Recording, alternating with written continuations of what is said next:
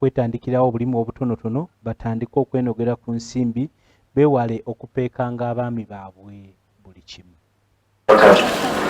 Mu kaweefube w'okwegattira awamu kubaako kye bakola eky'omuzinzi, b'abakyala abayisiramu mu Lubaga batandikawo ekibiina ekibagatta awamu ki Tawhid Da'wa and Awareness Initiative Uganda okusobola okwekulaakulanyiza awamu ssaako n'okwongera okumanya eddiini. Bano bamaze ebbanga nga babangulwa mu misomo egy'enjawulo okuli eddiini ssaako n'ebyenfuna, era ng'omusomo guno gufundikiddwa lwaleero.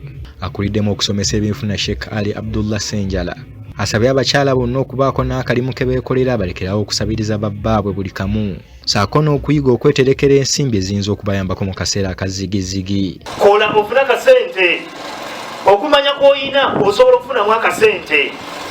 Qur'ani gy'oyina osobola okufunamu akasente. Abasinga obungi byabwerere balwere bw'ogenda kufuna ojja kukolayo wiiki emu biliyo yabike nga nezooza kasabbuuni akogula okwoza olugoye tokyakasobola.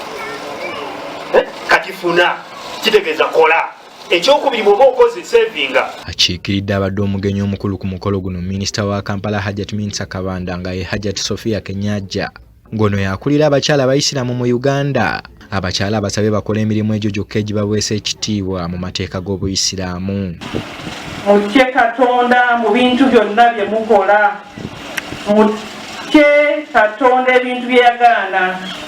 Mubimanyi muli bakyala bayivu, mumanye eddiini, abamanyi n'abagezako okumanya. Mutye Katonda kigamba kikutu